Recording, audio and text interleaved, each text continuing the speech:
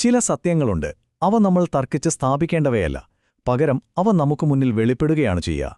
ചിലപ്പോൾ നമ്മൾ ഒട്ടും പ്രതീക്ഷിക്കാത്ത സമയത്ത്, ഒരു സ്വപ്നത്തിൽ എന്ന പോലെ. അറിവിനെക്കുറിച്ചും നമ്മൾ ആരാണെന്നതിനെക്കുറിച്ചും ഈ കാണുന്ന ലോകത്തെ നമ്മൾ എങ്ങനെയാണ് അനുഭവിക്കുന്നത് എന്നതിനെക്കുറിച്ചുമുള്ള നമ്മുടെ എല്ലാ ധാരണകളെയും മാറ്റിമറിക്കാൻ ശക്തിയുള്ള ഒരു വെളിപാടിനെക്കുറിച്ചാണ് നമ്മളിന്ന് സംസാരിക്കുന്നത്. നമ്മൾ ആരാണെന്ന ചോദ്യം ഒരിക്കലെങ്കിലും ചോദിക്കാത്തവരായി ആരുമുണ്ടാകില്ല, അല്ലേ? ആ ഉത്തരം തേടി നമ്മൾ ഒരുപാട് യാത്രകൾ ചെയ്യും, പുസ്തകങ്ങൾ വായിക്കും, പലരെയും കേൾക്കും. എന്നാൽ ചിലപ്പോൾ ആ ഉത്തരം കണ്ടെത്താനുള്ള വഴി പുറത്തേക്കല്ല, നമ്മുടെ ഉള്ളിലേക്ക് തന്നെയാണ് തുറക്കുന്നത് എന്ന് ഓർമ്മിപ്പിക്കുന്ന ഒരു പുരാതനമായ അറിവുണ്ട്. ആ അറിവിലേക്കാണ് നമ്മൾ ഒരുമിച്ച് യാത്ര തുടങ്ങുന്നത്. നമുക്കൊന്ന് സമയത്തിൽ പിന്നോട്ട് പോകാം. ഏകദേശം 11 നൂറ്റാണ്ടുകൾക്ക് മുൻപ് ഹിമാലയത്തിന്റെ ഹൃദയഭാഗത്ത് അതിമനോഹരമായ കശ്മീർ താഴ്വരയിൽ വസുഗുപ്തൻ എന്നൊരു ജ്ഞാനി ജീവിച്ചിരുന്നു.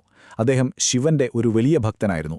അക്കാലത്തുണ്ടായിരുന്ന തത്വചിന്തകളിലൊന്നും അദ്ദേഹത്തിന് പൂർണ്ണമായൊരു തൃപ്തി കണ്ടെത്താനായില്ല. നിലവിലുള്ള അറിവുകൾക്കപ്പുറം ജീവിതത്തിന്റെ ആത്യന്തികമായ സത്യമെന്താണെന്നറിയാൻ അദ്ദേഹം അതിയായി ആഗ്രഹിച്ചു. ആ ഒരു ആഴത്തിലുള്ള ആഗ്രഹത്തിന്, ആ നിരന്തരമായ പ്രാർത്ഥനയ്ക്ക് ഒരു രാത്രി ദൈവികമായൊരു ഉത്തരം ലഭിച്ചു. വസുഗുപ്തന്റെ സ്വപ്നത്തിൽ സാക്ഷാൽ ശിവൻ പ്രത്യക്ഷപ്പെട്ട് പറഞ്ഞ വാക്കുകളാണിത്. അദ്ദേഹം താമസിച്ചിരുന്ന പർവ്വതത്തിനു മുകളിൽ ഒരു വലിയ പാറക്കല്ലുണ്ട്. അതിനടിയിൽ ഈ ലോകത്തിന്റെ അടിസ്ഥാന രഹസ്യങ്ങൾ ഒളിപ്പിച്ചു വെച്ചിട്ടുണ്ട് എന്നായിരുന്നു ആ സന്ദേശം. സ്വപ്നത്തിൽ നിന്നുണർന്ന വസുഗുപ്തൻ നേരെ ആ മലമുകളിലേക്ക് പോയി. അവിടെ അദ്ദേഹം ആ പാറക്കല്ല് കണ്ടു. അദ്ദേഹം അതിലൊന്ന് തൊട്ടതേയുള്ളൂ. അത്ഭുതമെന്ന പോലെ ആ കല്ല് തനിയെ തിരിയുകയും അതിനടിയിൽ കൊത്തിവെച്ച ദൈവികമായ ജ്ഞാനസൂത്രങ്ങൾ അദ്ദേഹത്തിനു മുന്നിൽ വെളിപ്പെടുകയും ചെയ്തു. ശിവസൂത്രങ്ങൾ എന്നറിയപ്പെട്ട ആ അറിവാണ് നമ്മളിന്ന് മനസ്സിലാക്കാൻ ശ്രമിക്കുന്നത്. ശരി, അപ്പോൾ ആ പഴയ കഥ അവിടെ നിൽക്കട്ടെ. നമുക്ക് നമ്മുടെ ഇന്നത്തെ ജീവിതത്തിലേക്ക് വരാം. നമ്മൾ ഓരോരുത്തരും നമ്മുടെ ജീവിതത്തെയും ഈ ലോകത്തെയും മനസ്സിലാക്കാൻ വേണ്ടി ചില ചിന്തകളെയും വിശ്വാസങ്ങളെയും ആശ്രയിക്കുന്നുണ്ട്, അല്ലേ? ഒരു വസ്ത്രം നെയ്യാൻ നമ്മൾ നൂലുകൾ ഉപയോഗിക്കുന്നതുപോലെ ഈ ചിന്തകളും ആശയങ്ങളുമാണ് നമ്മുടെയൊക്കെ യാഥാർത്ഥ്യത്തെ രൂപപ്പെടുത്തുന്നത്. എന്റെ പേര്, എന്റെ ജോലി, എന്റെ ഇഷ്ടങ്ങൾ, എന്റെ ശരിതെറ്റുകൾ, ഇവയെല്ലാം നമ്മുടെ ജീവിതമാകുന്ന വസ്ത്രം നെയ്തെടുക്കാൻ നമ്മൾ ഉപയോഗിക്കുന്ന നൂലുകളാണ്. പക്ഷേ ഈ നൂലുകൾ യഥാർത്ഥത്തിൽ എന്താണ്? എവിടെ നിന്നാണ് അതൊക്കെ വരുന്നത്? സൂത്രം എന്ന സംസ്കൃത വാക്കിന്റെ അർത്ഥം തന്നെ നൂൽ എന്നാണ്. ഒരു തുണിയുടെ ഒരൊറ്റ നൂലെടുത്ത് പരിശോധിച്ചാൽ ആ തുണിയെക്കുറിച്ച് ഒരുപാട് കാര്യങ്ങൾ മനസ്സിലാക്കാൻ പറ്റുന്നതുപോലെ ഒരു സൂത്രം ഒരു വലിയ ഫിലോസഫിയുടെ മുഴുവൻ സത്തയും നമുക്ക് കാണിച്ചു തരും. വളരെ കുറഞ്ഞ വാക്കുകളിൽ ഒരു വലിയ ആശയം ഒളിപ്പിച്ചുവെച്ച ഒരു ഫോർമുലയാണ് ഓരോ സൂത്രവും. ഈ ശിവസൂത്രങ്ങൾ സംസാരിക്കുന്നത് നമ്മുടെ യാഥാർത്ഥ്യത്തെ നെയ്തെടുത്തിരിക്കുന്ന ആ നൂലുകളെക്കുറിച്ച് തന്നെയാണ്.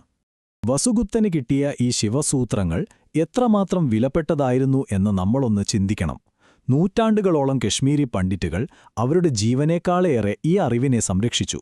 ചരിത്രത്തിൽ പലതവണ യുദ്ധങ്ങളും കലാപങ്ങളും കാരണം വീടും സമ്പാദ്യങ്ങളുമെല്ലാം ഉപേക്ഷിച്ച് ഓടിപ്പോകേണ്ടി വന്നപ്പോഴും അവർ ഈ അറിവിന്റെ താളിയോലകൾ കൈവിട്ടില്ല. തലമുറകളായി കൈകൊണ്ട് പകർത്തിയെഴുതിയാണ് അവരിത് സംരക്ഷിച്ചത്. അതുകൊണ്ട് മാത്രമാണ് ഇത്രയും കാലത്തിനു ശേഷം ഇന്ന് നമുക്കിത് വായിക്കാനും മനസ്സിലാക്കാനും കഴിയുന്നത്. അതൊരു അത്ഭുതം തന്നെയാണ്. ഇവിടെയാണ് കാര്യങ്ങൾ കുറച്ചുകൂടി ആഴത്തിലേക്ക് പോകുന്നത്. നമ്മൾ ലോകത്തെ മനസ്സിലാക്കാൻ ഒരു ചട്ടക്കൂടുണ്ടാക്കുന്നു. ഈ അറിവുകളൊക്കെ നമ്മുടെ ജീവിതത്തിൽ മുന്നോട്ടു പോകാൻ സഹായിക്കുന്നുണ്ട്. എന്നാൽ ഒരു ഘട്ടം കഴിയുമ്പോൾ നമ്മളെ സഹായിക്കാൻ നമ്മൾ തന്നെ ഉണ്ടാക്കിയ ഈ ചട്ടക്കൂട് ഒരുപക്ഷെ നമ്മുടെ കാഴ്ചയെ പരിമിതപ്പെടുത്തുന്ന ഒരു തടവറയായി മാറുന്നുണ്ടോ? നമ്മൾ ശേഖരിക്കുന്ന അറിവ് തന്നെ നമ്മളെ ബന്ധിക്കുന്ന ഒരു ചങ്ങലയായി മാറാൻ സാധ്യതയുണ്ടോ? ശിവസൂത്രങ്ങളിലെ ഒരുപക്ഷെ ഏറ്റവും ഞെട്ടിക്കുന്ന, ഏറ്റവും വിപ്ലവകരമായ ഒരു സൂത്രമാണിത്. ജ്ഞാനം ബന്ധമാണ്. അറിവ് നേടാനല്ലേ നമ്മൾ ജീവിതകാലം മുഴുവൻ ശ്രമിക്കുന്നത്? അറിവാണ് ശക്തി, അറിവാണ് സ്വാതന്ത്ര്യം എന്നൊക്കെയാണ് നമ്മൾ കേട്ടിട്ടുള്ളത്. എന്നാൽ ഇവിടെ പറയുന്നു, അറിവ് ഒരുതരം കെട്ടാണെന്ന്. നമ്മൾ ശരിയെന്ന് കരുതുന്ന, നമ്മൾ കഷ്ടപ്പെട്ട് ശേഖരിക്കുന്ന അറിവുകൾ യഥാർത്ഥത്തിൽ നമ്മളെ പരിമിതപ്പെടുത്തുന്ന ഒരു ബന്ധനമാണെന്ന്. ഇതെങ്ങനെ ശരിയാകും? ഈ ബന്ധനത്തിൽ നിന്ന് പുറത്തുവരാൻ എന്തെങ്കിലും വഴിയുണ്ടോ? നമുക്ക് നോക്കാം. അപ്പോൾ അറിവ് ഒരു ബന്ധനമാണെങ്കിൽ ആ ബന്ധനത്തിൽ നിന്ന് മോചനം എങ്ങനെയാണ് സാധ്യമാകുന്നത്? അതിനുള്ള ഉത്തരമാണ് ശിവസൂത്രങ്ങളിലെ ആദ്യത്തെ തത്വം. ഇത് നമ്മുടെ കാഴ്ചപ്പാടിനെ മൊത്തത്തിൽ മാറ്റിമറിക്കാൻ ശക്തിയുള്ള, ആ കെട്ടഴിക്കാൻ സഹായിക്കുന്ന ഒരു താക്കോലാണ്. ശിവസൂത്രങ്ങളിലെ ആദ്യത്തെയും ഏറ്റവും പ്രധാനപ്പെട്ടതുമായ സൂത്രമാണിത്, ചൈതന്യമാത്മ. ഇതിന്റെ അർത്ഥം, ഈ പ്രപഞ്ചത്തിന്റെ എല്ലാം അടിസ്ഥാനം, എല്ലാത്തിന്റെയും ആത്മാവ് ഒരേ ഒരു ചൈതന്യമാണ്, അല്ലെങ്കിൽ ഒരേ ഒരു കോൺഷ്യസ്നെസ് ആണ് എന്നാണ്. ഞാനും നിങ്ങളും, നമ്മൾ കാണുന്ന മരങ്ങളും മൃഗങ്ങളും നക്ഷത്രങ്ങളുമെല്ലാം ആ ഒരേയൊരു ബോധത്തിന്റെ പല പല രൂപങ്ങൾ മാത്രമാണ്. നമ്മൾ കാണുന്ന ഈ വ്യത്യാസങ്ങൾ, ഈ വേർതിരിവുകൾ, അതൊരു തോന്നൽ മാത്രമാണ്. അടിസ്ഥാനപരമായി എല്ലാം ഒന്നുതന്നെ. സൂഫി കവിയായ റൂമിയുടെ ഈ വാക്കുകൾ ഈ ആശയത്തെ എത്ര മനോഹരമായിട്ടാണ് പറഞ്ഞു തരുന്നത്, അല്ലേ? ഒരു കടലിലെ വെള്ളത്തുള്ളിയും ആ കടലും തമ്മിൽ അടിസ്ഥാനപരമായി എന്തെങ്കിലും വ്യത്യാസമുണ്ടോ? ഇല്ലല്ലോ. അതുപോലെ ഈ പ്രപഞ്ചമാകുന്ന മഹാസമുദ്രം ഓരോ വ്യക്തിയിലും ഓരോ പുൽക്കൊടിയിലും ഓരോ അണുവിലും പൂർണ്ണമായി തന്നെ ഉണ്ട്. നമ്മൾ വേറിട്ട് നിൽക്കുന്ന തുരുത്തുകളല്ല, നമ്മളെല്ലാം ആ ഒരേ മഹാസമുദ്രമാണ്. ഇപ്പോൾ സ്വാഭാവികമായും ഒരു ചോദ്യം വരും, അല്ലേ? എല്ലാം ഒന്നാണെങ്കിൽ പിന്നെ എന്തിനാണ് എനിക്ക് ഞാൻ വേറെ, മറ്റൊരാൾ വേറെ എന്നിത്ര ശക്തമായി തോന്നുന്നത്? അതിൻ്റെ ഉത്തരം ഒഴിഞ്ഞിരിക്കുന്നത് നമ്മുടെ ഭാഷയിലാണ്. നമ്മൾ ഓരോന്നിനും പേര് കൊടുത്ത് വേർതിരിക്കുന്നു. ഇത് മേശ, അത് കസേര, അവൻ ഒരാൾ, അവൾ മറ്റൊരാൾ. ഈ ലേബലുകൾ ഒട്ടിക്കുമ്പോൾ അടിസ്ഥാനപരമായി ഒന്നായ യാഥാർത്ഥ്യത്തെ നമ്മൾ നമ്മുടെ മനസ്സുകൊണ്ട് നിരന്തരം മുറിച്ചുകൊണ്ടിരിക്കുകയാണ്. ഈ വിഭജനമാണ് ജ്ഞാനം ബന്ധ എന്നു പറഞ്ഞ ആ ബന്ധനം. ഇതിന് വളരെ രസകരമായൊരു ഉദാഹരണമുണ്ട്.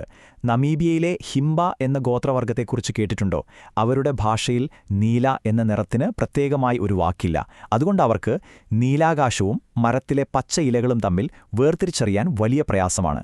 പലപ്പോഴും ഒരേ നിറമായിട്ടാണ് അവർക്കത് അനുഭവപ്പെടുന്നത്. ഇതിൽ നിന്ന് എന്താ മനസ്സിലാവുന്നത്? നമ്മുടെ ഭാഷയും വാക്കുകളുമാണ് നമ്മുടെ യാഥാർത്ഥ്യത്തെ ഉണ്ടാക്കുന്നത്. ഒരു വാക്കില്ലാത്തതുകൊണ്ട് ഒരു നിറം തന്നെ ഇല്ലാതായി. അപ്പോൾ നമ്മൾ ഉപയോഗിക്കുന്ന വാക്കുകളുണ്ടാക്കുന്ന വേർതിരിവുകൾ എത്ര ശക്തമായിരിക്കുമെന്നാലോചിച്ച് നോക്കൂ. ഈ സത്യം തിരിച്ചറിയാൻ എല്ലാവർക്കും ഒരേ വഴിയല്ല ഉള്ളത്.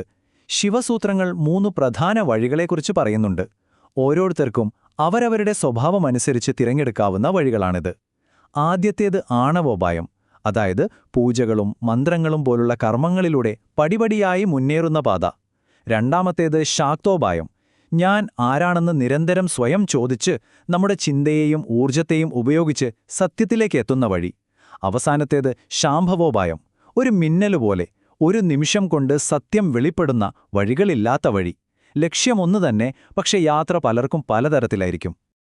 ഇതുവരെ നമ്മൾ സംസാരിച്ചത് ഐഡിയകളെക്കുറിച്ചാണ്. എല്ലാം ഒന്നാണ് എന്ന ആശയം ഒരുപക്ഷെ നമുക്ക് ബുദ്ധി കൊണ്ട് മനസ്സിലാക്കാൻ കഴിഞ്ഞേക്കാം. പക്ഷെ ഒരു ഐഡിയ കേട്ടതുകൊണ്ട് മാത്രം കാര്യമില്ലല്ലോ, അല്ലേ? അത് നമ്മുടെ ഒരു അനുഭവമായി മാറണം. ഈ അറിവ് നമ്മുടെ ജീവിതത്തെ തന്നെ മാറ്റിമറിക്കുന്ന ഒരു ഉൾക്കാഴ്ചയായി മാറുന്നത് എങ്ങനെയാണ്? അതിലേക്കാണ് നമ്മളിനി കടക്കുന്നത്. ഇനിയാണ് ഏറ്റവും വിപ്ലവകരമായ ഒരു ആശയം വരുന്നത്: ദൃശ്യം ശരീരം. അതായത്, നിനക്ക് കാണാനും കേൾക്കാനും അനുഭവിക്കാനും കഴിയുന്ന ഈ ലോകം മുഴുവൻ നിന്റെ തന്നെ ശരീരമാണ്. മറ്റുള്ളവരെയും പ്രകൃതിയെയും നിന്നിൽ നിന്ന് വേറിട്ട ഒന്നായി കാണരുത്. അവയെല്ലാം നിന്റെ തന്നെ ഒരു എക്സ്റ്റൻഷനായി, നിന്റെ ശരീരത്തിന്റെ ഒരു തുടർച്ചയായി കാണുക. നിങ്ങൾ കേൾക്കുന്ന ശബ്ദം, നിങ്ങൾ കാണുന്ന മനുഷ്യർ, ഇവയെല്ലാം നിങ്ങളുടെ തന്നെ ബോധത്തിന്റെ, നിങ്ങളുടെ തന്നെ ശരീരത്തിന്റെ ഒരു വികസിത രൂപമാണെന്ന് സങ്കല്പിക്കുക. ഒന്ന് ആഴത്തിൽ ആലോചിച്ചു നോക്കൂ. ഈയൊരു കാഴ്ചപ്പാട് നിങ്ങളുടെ ജീവിതത്തിൽ എന്ത് മാറ്റം കൊണ്ടുവരും? നിങ്ങളുടെ വികാരങ്ങളെ, നിങ്ങളുടെ പ്രവൃത്തികളെ ഇതെങ്ങനെയായിരിക്കും സ്വാധീനിക്കുക? മറ്റൊരാളോട് ദേഷ്യം തോന്നുമ്പോൾ അത് എൻ്റെ തന്നെ ഒരു ഭാഗത്തോടാണ് ഞാൻ ദേഷ്യപ്പെടുന്നത് എന്നോർത്താൽ എന്ത് സംഭവിക്കും? പ്രകൃതിയെ നശിപ്പിക്കാൻ തോന്നുമ്പോൾ അത് നമ്മുടെ തന്നെ ശരീരത്തെ മുറിവേൽപ്പിക്കുകയാണെന്ന് തിരിച്ചറിഞ്ഞാൽ എന്ത് മാറ്റമുണ്ടാകും? ഈ തിരിച്ചറിവിന്റെ ഫലം ശരിക്കും അത്ഭുതകരമാണ്. ലോകം മുഴുവൻ നമ്മുടെ തന്നെ ശരീരമാകുമ്പോൾ പിന്നെ ആരോട് അസൂയപ്പെടാനാണ്? മറ്റൊരാളുടെ വിജയം നമ്മുടെ തന്നെ വിജയമായി അനുഭവപ്പെടും. പിന്നെ എന്തിനെയാണ് ഭയപ്പെടേണ്ടത്? ഉപദ്രവിക്കാൻ മറ്റൊരാളില്ല, കാരണം എല്ലാവരും നമ്മൾ തന്നെയാണ്. ആ വേർതിരിവിന്റെ തോന്നൽ മായുമ്പോൾ ദേഷ്യം, ഭയം, വെറുപ്പ് തുടങ്ങിയ എല്ലാ നെഗറ്റീവ് വികാരങ്ങൾക്കും അവയുടെ അടിസ്ഥാനം നഷ്ടപ്പെടും. അവ തനിയെ ഇല്ലാതാകും. അപ്പോൾ നമ്മൾ തുടക്കത്തിൽ പറഞ്ഞ ആ ബന്ധനം എന്താണെന്ന് ഇപ്പോൾ കുറച്ചുകൂടി വ്യക്തമായിട്ടുണ്ടാകും, അല്ലേ? നമ്മുടെ പരിമിതികൾ യഥാർത്ഥമല്ല. ഞാൻ ഈ ശരീരവും മനസ്സുമാണ്, എൻ്റെ കഴിവുകൾ ഇത്രയുള്ളൂ എന്ന് നമ്മൾ തെറ്റിദ്ധരിക്കുന്നതാണ് യഥാർത്ഥ പ്രശ്നം. നമ്മൾ ഈ ചെറിയ ശരീരമല്ല, ഈ പ്രപഞ്ചം മുഴുവനുമാണ് എന്ന് തിരിച്ചറിയുന്ന ആ നിമിഷം എല്ലാ പരിമിതികളും അപ്രത്യക്ഷമാകും. അതൊരു തെറ്റായ തിരിച്ചറിയാൻ, ഒരു മിസ്റ്റേക്കൺ ഐഡന്റിറ്റി മാത്രമായിരുന്നു. ഈ യാത്രയുടെ അവസാന ഭാഗത്തേക്ക് നമ്മൾ കടക്കുകയാണ്.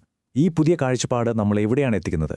ലോകത്തിൽ നിന്ന് ഒളിച്ചോടി ഒരു ഗുഹയിൽ പോയിരിക്കാനല്ല, മറിച്ച് ജീവിതത്തെ കൂടുതൽ ആഴത്തിൽ, കൂടുതൽ തീവ്രമായി, കൂടുതൽ ആനന്ദത്തോടെ അനുഭവിക്കാനാണ് ഈ ജ്ഞാനം നമ്മളെ സഹായിക്കുന്നത്. ഈ സൂത്രം അതിമനോഹരമായ ഒരു സത്യമാണ് വെളിപ്പെടുത്തുന്നത്. ഒരു യോഗിക്ക് ആഴത്തിലുള്ള ധ്യാനത്തിൽ അല്ലെങ്കിൽ സമാധിയിൽ കിട്ടുന്ന അതേ പരമാനന്ദം ഈ ലോകത്തെ വേർതിരിവുകളില്ലാതെ ഒന്നായി കാണുമ്പോൾ നമുക്ക് ലഭിക്കുന്ന ആനന്ദവും ഒന്നുതന്നെയാണ്. സന്തോഷം കണ്ടെത്താൻ ലോകത്തിൽ നിന്ന് ഓടിപ്പോകേണ്ട ആവശ്യമില്ല. ഈ ലോകത്തിലെ ഓരോ അനുഭവത്തിലും, ഒരു പൂവ് വിരിയുന്നതിലും ഒരു കുഞ്ഞിന്റെ ചിരിയിലും സംഗീതത്തിലും സൗഹൃദത്തിലും എല്ലാത്തിലും ആ പരമാനന്ദം ഒളിഞ്ഞിരിപ്പുണ്ട്. അതുകൊണ്ട് യഥാർത്ഥ ആത്മീയത എന്ന് പറയുന്നത് ജീവിതത്തിൽ നിന്ന് ഒഴിഞ്ഞുമാറലല്ല, മറിച്ച് ജീവിതത്തിലേക്ക് കൂടുതൽ ആഴത്തിൽ ഇറങ്ങിച്ചെല്ലലാണ്. ഓരോ അനുഭവത്തെയും, അത് സന്തോഷമായാലും ദുഃഖമായാലും, ആനന്ദപൂർണമായ ഒരേയൊരു ചൈതന്യത്തിന്റെ ഒരു പ്രകടനമായി കാണാൻ കഴിയുമ്പോൾ അവിടെയാണ് യഥാർത്ഥ സ്വാതന്ത്ര്യം. അവിടെ പിന്നെ ഭയമില്ല, ആശങ്കകളില്ല, ആനന്ദം മാത്രം.